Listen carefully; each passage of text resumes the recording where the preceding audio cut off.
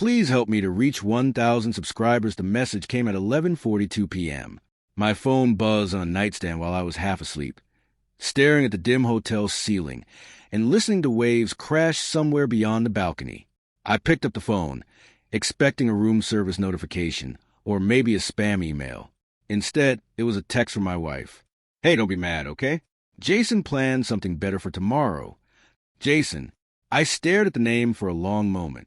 Jason wasn't supposed to exist in this story, because this vacation, this whole week, had been my plan. And somehow, by the second night, another man had taken over. 3 months earlier, I'd surprised my wife, Emily, with the trip. 5 days by the ocean, I'd told her, sliding the printed reservation across the dinner table like a magician, revealing a trick. Her eyes lit up. You did all this?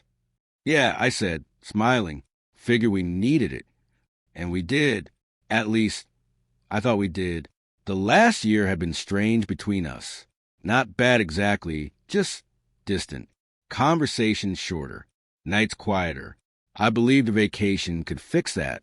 Looking back, I realized something painful. I was trying to repair something she had already given up on. The first day of the trip felt normal.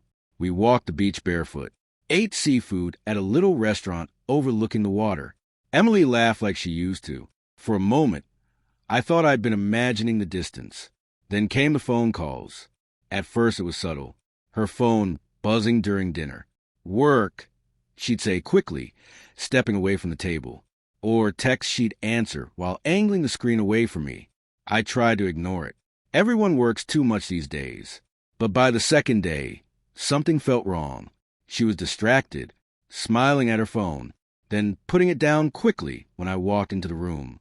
That quiet voice in the back of my head started whispering, "You know what this looks like," but I fought it, because when you love someone, your first instinct isn't suspicion. It's denial. Jason appeared on the third day. An old friend is in town. Emily told me that morning while brushing her hair in the bathroom mirror. I looked up from the balcony chair. Here. Yeah, crazy coincidence. Her tone sounded casual. Too casual. College friend. She added quickly. We ran into each other online last week. I nodded slowly. Something about the way she avoided my eyes made my stomach tighten. But again, I pushed the feeling down. That evening we met him for dinner. Jason was the kind of guy people instantly like. Tall, confident, easy smile. The kind of guy who shakes your hand firmly and says, "Man, Emily's told me so much about you," which was interesting, because Emily had never once mentioned him to me. At dinner, something shifted. At first it was subtle, the way they shared little inside jokes, the way she laughed at things he said before he even finished saying them. Then it got worse. Jason knows this amazing hiking spot, Emily said while we were eating dessert. It's incredible, Jason added. Private beach at the end of the trail. Emily turned to me. We should go tomorrow. I blinked. We already planned a boat tour, I said. Jason shrugged. Boat tours are kind of touristy. Emily laughed. Yeah, maybe Jason's idea is better. The comment landed softly, but it stayed with me the whole walk back to the hotel. That night came the text. Jason planned something better for tomorrow. I looked over at Emily in bed beside me. Why is he planning our vacation? I asked quietly.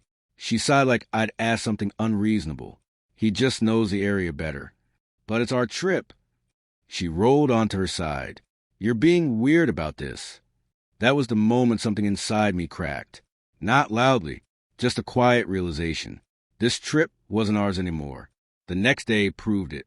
Jason showed up at the hotel lobby at 9 a.m. Emily was glowing when she saw him. Ready, he asked, like the two of them had already planned everything. We spent the entire day following him. His hiking trail, his favorite cafe, his hidden beach.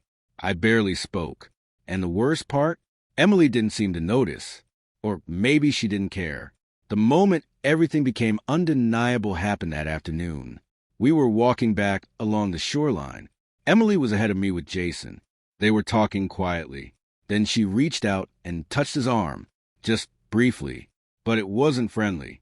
It was familiar, the kind of touch you don't think about, because you've done it 100 times before. My chest tightened. In that moment, every late-night text, every hidden phone call, every strange smile suddenly made sense. This wasn't a coincidence.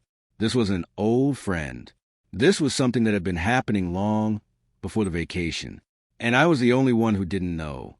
That night, I didn't confront her. Instead, I did something strange. I stepped aside. The next morning, when Emily asked if Jason could join us again, I smiled. Sure. Her eyebrows lifted slightly, like she expected a fight. But I was done fighting for something that clearly wasn't mine anymore. Jason showed up again. They laughed together again. And I watched, not angrily, just clearly. When you stop trying to protect a relationship, the truth becomes impossible to ignore. The final moment came on the fourth night. We were sitting at a beach bar watching the sunset. Emily was between us. Jason telling another story. She leaned toward him, her head resting lightly on his shoulder, like it was the most natural thing in the world. She didn't even realize I was watching. Or maybe she did. But by then it didn't matter. I stood up quietly. I'm heading back to the hotel. Emily looked surprised. You okay? I nodded. Yeah. Then I looked at Jason. You can walk her back later. There was a long silence. Jason understood immediately.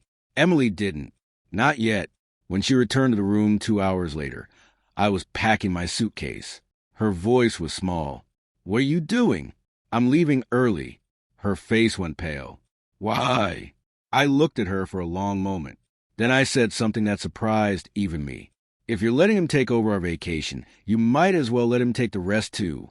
Tears filled her eyes instantly. It's not like that. But the truth was sitting between us, loud and undeniable. Neither of us said anything else for a long time. Finally, she whispered, I didn't mean for this to happen. And I believed her. Sometimes betrayal doesn't begin with bad intentions. Just small choices. One message. One meeting. One secret. Until suddenly the person you loved is leaning on someone else's shoulder. I left the next morning before sunrise. Emily didn't try to stop me. Maybe she knew she couldn't. Maybe she already had someone else walking her down the beach. I don't know what happened between them after that. And honestly, it stopped mattering. Because the most important thing I realized on that quiet drive home was this. If someone is willing to let another man take over your place in their life, you don't need to fight for them. You just need to step aside and let them go.